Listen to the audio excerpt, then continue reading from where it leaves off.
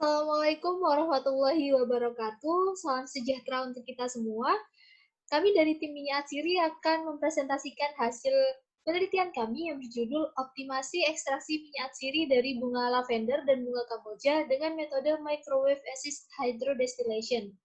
Dengan dosen pembimbing pertama kami, yaitu Ibu Eka Lutfi Septiani STMT, dan dosen pembimbing kedua kami, yaitu Ibu Malaheti Nasution STMT. Untuk dosen penguji kami, yang pertama ada Ibu Yuni Kurniati STMT, dan dosen penguji kedua kami yaitu Bapak Azmi Alfian Gabriel STPMT. Sebelum kami menjelaskan lebih lanjut mengenai penelitian kami, izinkanlah kami untuk memperkenalkan diri terlebih dahulu. Nama saya Rosa Fitria, NIM 43, dan partner saya Rosalina Putri, NIM 44. Untuk pembahasan pada kesempatan kali ini, yang pertama adalah pendahuluan, kemudian dilanjutkan dengan tujuan dan batasan, dilanjutkan dengan metodologi, hasil dan pembahasan, dan yang terakhir adalah kesimpulan dan saran. Nah, latar belakang dari penelitian kami, yaitu Indonesia adalah negara dengan produsen terbesar minyak atsiri di dunia, di mana ada 40-50 jenis tanaman penghasil minyak atsiri di Indonesia. Dari sekian banyak tanaman, ada dua bunga yang menjadi fokusan kami, yaitu bunga lavender dan bunga kamboja, di mana kedua bunga ini mengandung linalol dan linalil asetat yang dapat berfungsi sebagai aromaterapi dan juga zat antibakteri. Nah, di sisi lain, ada 300 juta orang di dunia yang terkena depresi atau gangguan stres mental. Dan di Indonesia sendiri ada 6,1% atau 11 juta orang yang terkena depresi atau gangguan stres mental itu tadi.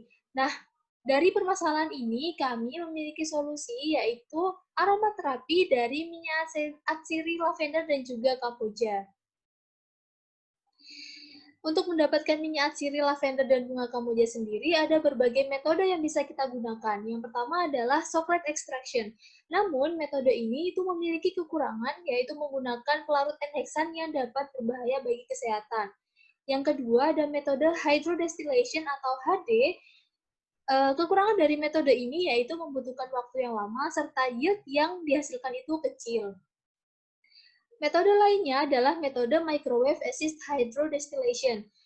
Dengan metode MHD ini, kita dapat mengurangi waktu ekstraksi, volume pelarut yang dibutuhkan, dan metode ini bersifat ramah lingkungan karena mengeluarkan lebih sedikit CO2 di atmosfer. Selain itu, metode ini juga dibutuhkan biaya yang lebih murah.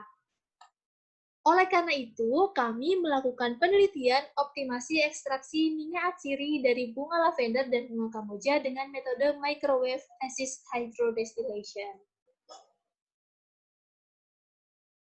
Setelah memaparkan latar belakang kami, tujuan dari penelitian kami adalah yang pertama, untuk mengetahui pengaruh kondisi bunga terhadap yield minyak atsiri.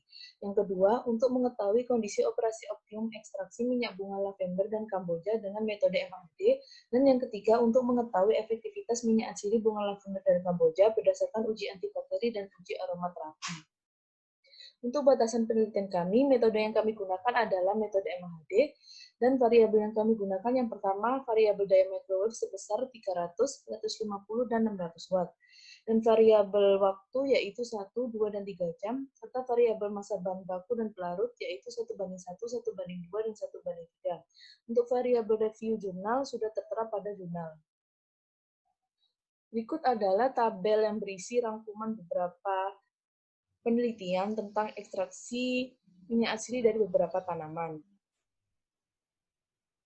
Nah, untuk metodologi penelitian, yang pertama adalah persiapan bahan, di mana bunga segar kami keringkan dengan menggunakan oven pada suhu 80 derajat Celcius selama 2-3 hari, kemudian didapatkan bunga kering dan ditambahkan dengan pelarut air. Kemudian dilakukan proses ekstraksi, di mana bunga kering tersebut ditimbang, kemudian ditambahkan dengan pelarut, dimasukkan ke dalam labu leher untuk dilakukan proses ekstraksi, kemudian dilakukan pemurnian minyak dan didapatkan minyak atsiri yang kita inginkan. Kemudian analisa dan karakterisasi, di mana minyak atsiri yang kami peroleh akan dilakukan pengukuran yield. Selanjutnya akan dilakukan uji KCMS untuk mengetahui kualitas dan kuantitas minyak atsiri. Selain itu dilakukan uji antibakteri dan uji aromaterapi. Nah, selanjutnya adalah hasil dan pembahasan. Di mana hasil yang kami dapatkan adalah kondisi bunga itu berpengaruh terhadap persen yield.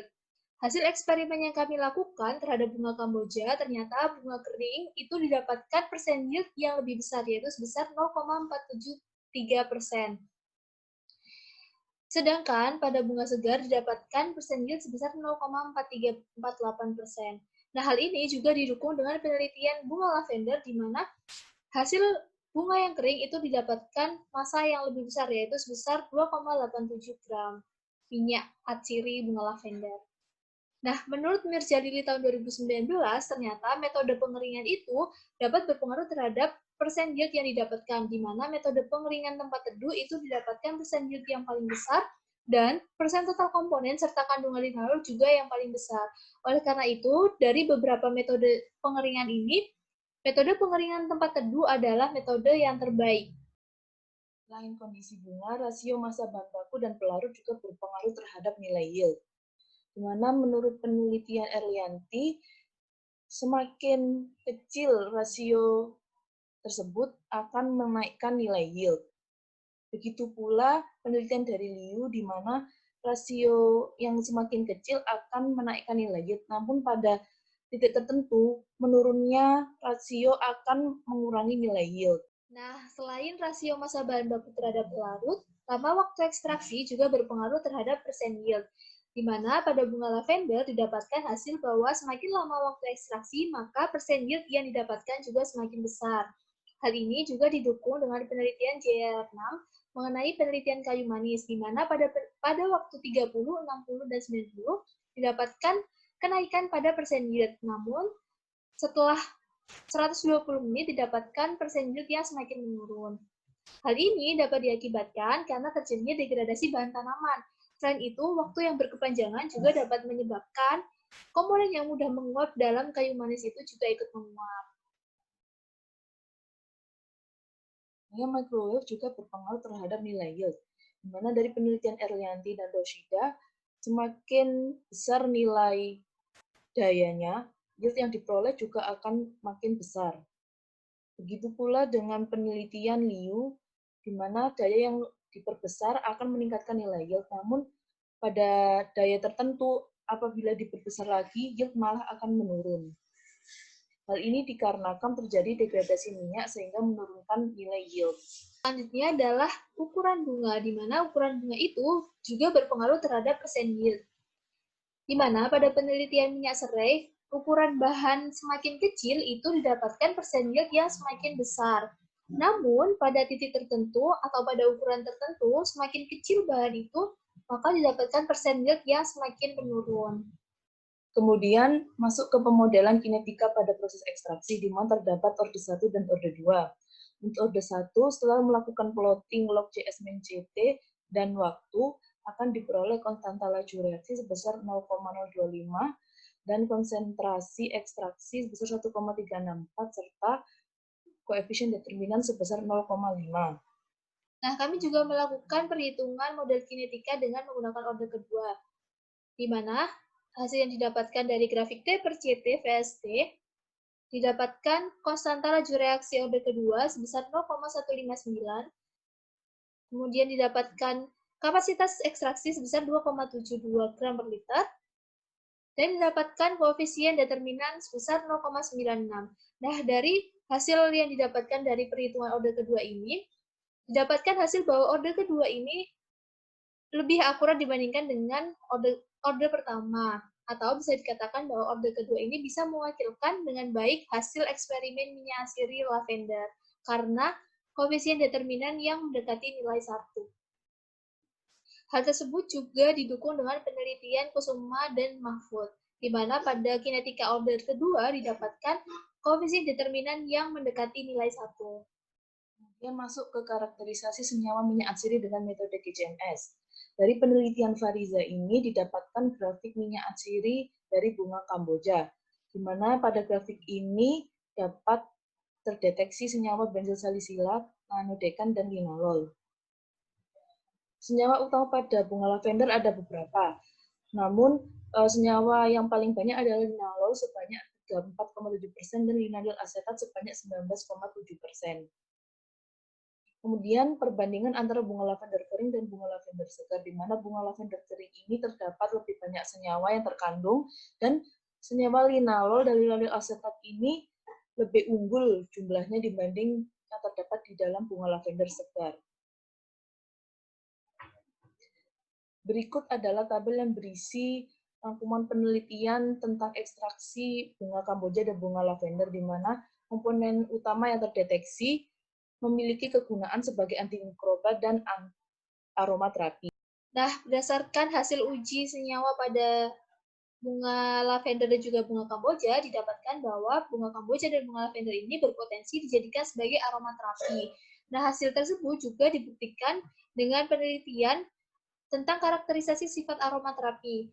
Pada penelitian Sri Asi mengenai bunga kamboja itu didapatkan bahwa bunga kamboja itu dapat mengurangi tingkat intensitas nyeri dan mengurangi stres selama persalinan. Selain itu juga ada penelitian Diego pada tahun 98 di mana orang yang mencium lavender 10% selama 3 menit secara signifikan akan mengalami penurunan skor kecemasan dan menunjukkan peningkatan alfa EEG, di mana EEG ini adalah indikasi peningkatan rasa kantuk. Untuk senyawa-senyawa yang berperan dalam sifat aromaterapi pada bunga kamboja itu ada linalol, benzosalisilat, farnesol, dan sedangkan pada bunga lavender itu ada linalol, linalil asetat, campur, dan juga terpineol. Kemudian masuk ke karakterisasi sifat antibakteri pada minyak atsiri bunga kamboja dan lavender. Pada penelitian Zaher, didapatkan bahwa bakteri Escherichia coli ini paling resisten terhadap minyak atsiri bunga kamboja dikarenakan zona hambat yang muncul yang paling besar. Menurut penelitian Sokovic, diperoleh bahwa bakteri Bacillus subtilis ini yang paling resisten terhadap minyak atsiri bunga lavender karena zona hambat yang diperoleh yang paling besar. Senyawa yang berperan dalam zat antibakteri pada bunga kamboja adalah linalol, nerodilol, dan farnesol. Sedangkan pada bunga lavender yaitu linalol, linalil asetat, limonen, terpineol, dan lavandulil asetat. Nah, dengan melihat potensi kedua bunga tersebut, maka memungkinkan untuk keduanya dilakukan kombinasi. Namun, dengan bergabung kedua senyawa itu ada beberapa efek yang ditimbulkan. Seperti efek tidak ada interaksi, di mana ketika kedua senyawa digabungkan itu tidak ada interaksi yang terjadi. Kemudian yang kedua adalah efek aditif, di mana efek aditif ini ketika dua senyawa digabungkan lebih optimal ketika kedua senyawa ini tidak digabungkan. Kemudian efek antagonis, di mana ketika dua senyawa digabungkan ada salah satu atau beberapa di antaranya itu yang tidak menimbulkan efek yang optimal atau tidak menunjukkan efek yang optimal. Nah, ketika dua senyawa digabungkan itu yang kita inginkan adalah efek sinergis, di mana didapatkan hasil yang lebih optimal ketika digabungkan. Nah, ini adalah beberapa kombinasi komponen yang menghasilkan interaksi sinergis, seperti linalol carfacol dan linalol eugenol. Namun, linalol dan linalol asetat yang terdapat dalam lavender itu dapat menghambat pertumbuhan bakteri sekaligus memiliki efek aromaterapi. Oleh karena itu, bisa dikatakan bahwa linalol dan linalil asetat ketika digabungkan itu menghasilkan interaksi yang sinergis. Namun, komponen-komponen lain yang terdapat dalam bunga kamboja dan bunga lavender juga akan menyebabkan efek tertentu, dan hal itu memerlukan pengujian kombinasi secara eksperimen untuk mengetahui efek dari gabungan beberapa komponen lain.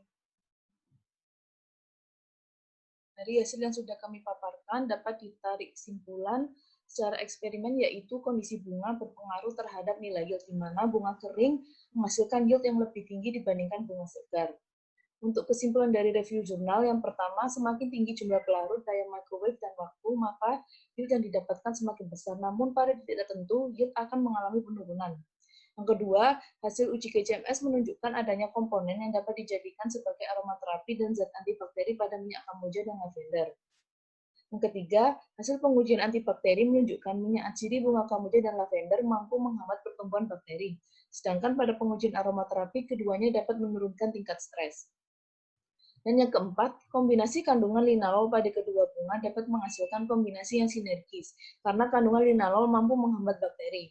Selain itu, linalol dan linalil asetat juga menimbulkan efek anti-konflik dan anti-anxiety. Nah, saran untuk penelitian selanjutnya, yang pertama itu perlu dilakukan pengujian kombinasi dan aromaterapi secara eksperimen. Yang kedua, perlu dilakukan eksperimen lebih lanjut untuk mengetahui secara akurat ukuran bahan, daya microwave, rasio, dan juga waktu yang optimal. Dan yang terakhir adalah penelitian ini sangat disarankan untuk dilanjutkan agar dapat meningkatkan nilai jual dari bahan dan juga untuk mengedukasi masyarakat mengenai potensi minyak sirih, lavender, dan juga kamboja. Nah, sekian presentasi dari kami. Mohon maaf apabila ada kesalahan. Wassalamualaikum warahmatullahi wabarakatuh.